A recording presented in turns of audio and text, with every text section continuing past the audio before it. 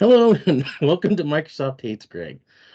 Okay, oh boy, is this going to be an interesting video. So a couple things to get out of the way right off the bat before I start into this video is that this video contains a little bit of drama. So if you don't like the drama, just go ahead and just skip it. If you do like the drama, you're going to want to pause and go get some popcorn because we got it for you today. Okay, the second thing I want to cover is that I am not generally into like publicly calling out, people, individuals that I might disagree with or have a issue with or whatever it is, right? But there are sometimes extraordinary circumstances that call for it. This being one of those times. And I will, in my defense, I have previously addressed this topic and not called out this particular individual by name. But given the way the content has to be put together and the fact that I refuse to edit my videos, it is what it is. Okay, so the build-up to all of this is a few days ago. I published this article, "The Case for No Calculate," and it just you can read it. It's out there on LinkedIn. You can find it. But it basically lays out the case for no calculate versus calculate, and they're both valid approaches. But da da da da. All right, I'm kind of explaining some of the history behind it. Well, that led to this post by Timothy Osborne, and basically he's kind of documenting his journey on the no calculate method. And then that led to it's a good post. It'll be interesting to see how Tim progresses on all of that. But it led to some comments by Brian Julius regarding the no calculate approach and all of that sort of stuff, right?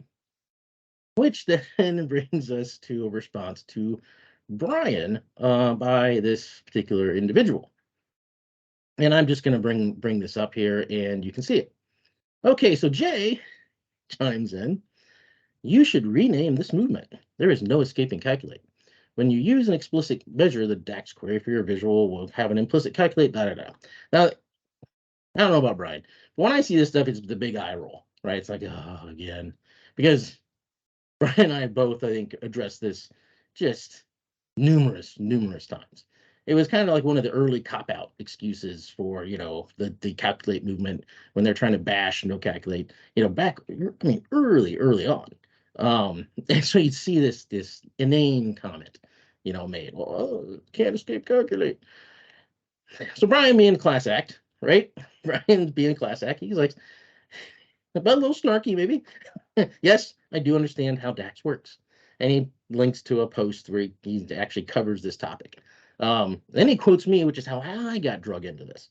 So Greg Deckler's recent article on the issue, well, all of your code becomes ones and zeros at some point, so why aren't you writing in binary if what's happening under the hood is so important? It's not important. We invented programming languages and query languages so we didn't have to deal with all the complexity. Right? The point being is that who cares? That DAX takes your DAX measure that you write, wraps it in a calculator, and executes it in the engine. Doesn't matter. Eventually all this stuff's become ones and zeros. So how does it justify oh, you should be using calculate because DAX uses calculator, under the hood? No justification for that. It all knows ones and zeros at some point. So who cares? We have these languages, so we don't have to deal with that complexity. So anyway, so of course I wake up on Sunday morning, all right, and this ends up being, oh, Brian Julius mentioned you in a comment. So I go out there and I read this. And maybe I'm a little cranky this morning. I don't know. Maybe I'm ornery this morning. I don't know. Maybe I hadn't had enough cups of coffee. But so I get on that. Now I'll come back to this one because this is 4 hours ago. You can see this was 3 hours ago, and I'll explain the edit and everything else. But anyway, so this came later than the rest of the thread that you're going to see. So of course, maybe I've just heard this stupid comment so many times it just bores me. But anyway, I did find it pretty insulting, and I found it just as insulting as the first time anyone ever made this comment. It's like assuming that I don't understand how DAX works. Okay, no, I've been dealing with the product for forever, but I have known nothing about how it works. Sure. So I respond in typical my fashion, which is not Brian Julius fashion. Um, wow, I suppose you could be more insulting and condescending, but I'm not sure how. This has all been explained numerous times in posts and videos, so I linked to one of them. Um, and this is where maybe I could have held back, but I didn't feel like it this morning. Um, and weren't you the one that exploited his disability as the explanation for fabric teal, or was that someone else? And I linked to that's the teal taffeta and Terra video that I'll link it to the end of this video if you want to watch it. That goes into that topic quite extensively. Regardless, so much for Microsoft inclusivity and respect for everyone. No disabilities are only there to be exploited as a means to an end. Anyway, in the spirit of friendly advice, you might want to be fully informed and educated prior to opening your mouth. Just a suggestion. Again, you can kind of compare Brian's and my, tactics on this or our responses or whatever it is. So, maybe I shouldn't have been, said those things. I'm sure there's a number of people out there like, oh, how can you say those things? Well, I said them. Okay. I'm not going to sit here and deny that I said them. I put that out there in the public forum. I said it, and I'll defend me saying it. I don't feel any differently. I'll totally back myself up on every one of those comments that are in there. Okay, so this leads to a sort of a spluttering response. Greg, I don't even know what to say to this.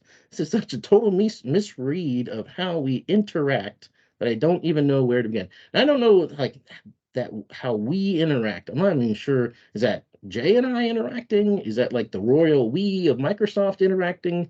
I don't know. They didn't make this, this response didn't make any sense to me. Anyway, so I respond so he was confused of where to begin. So I figured I'd explain it to him. Pretty sure it began with the condescending assumption that we don't know how DAX works.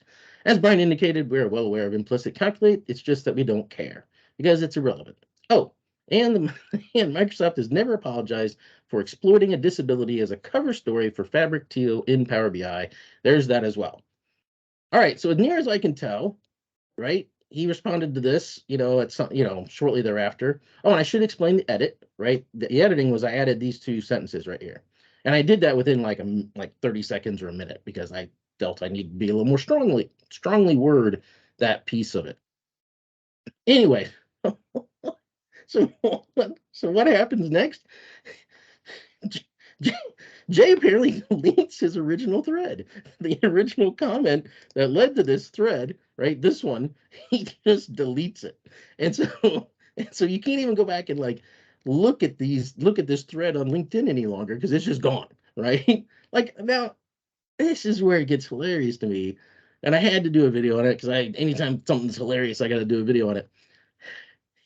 I have seen children on YouTube act more mature and less cowardly than just delete their post.